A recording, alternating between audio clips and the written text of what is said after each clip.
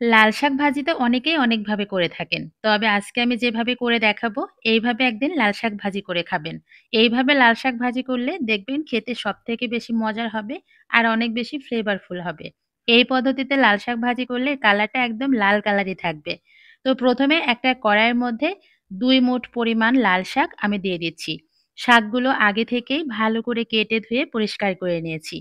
এখন শাকের উপর দিয়ে দিচ্ছি এখানে কয়েকটা আস্ত কাঁচামরিচ ফালি আর সাথে দিয়ে দিচ্ছি স্বাদমতো লবণ। ঢাকনা দিয়ে ঢেকে চুলার গ্যাসটা অন করে দিব। একদম হাই হিটে রান্না করে নিয়েছি ৭ থেকে ৮ মিনিটের মতো।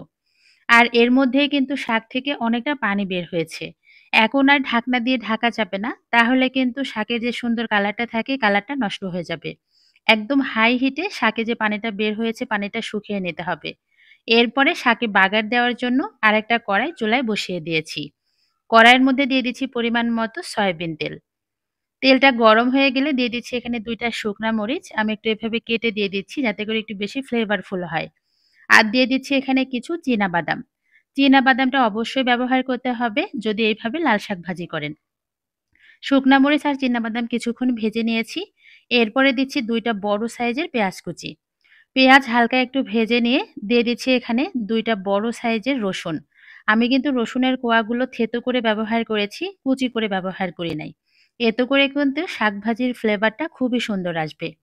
এখন সবকিছু লাল, লাল করে ভেজে নিতে হবে। সবকিছু ভালো করে ভাজা হয়ে গিয়েছে। এখন আগে থেকে যে সেদ্ধ করে রাখলাম লাল শাকগুলো, সেই লাল শাকগুলো দিয়ে দিলাম। এখন কিন্তু আমাদের আর কোনো কাজ নেই। এখন একদম হাই হিটে শাকগুলো ভেজে নিতে হবে। কোনোভাবে চুলার হিটটা কিন্তু লোতে করে ভাজা যাবে না।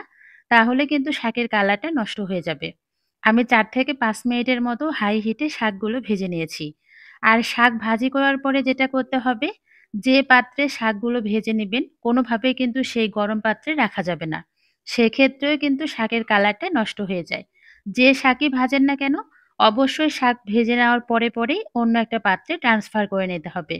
এইভাবে একদিন শাক ভাজি করে দেখুন না।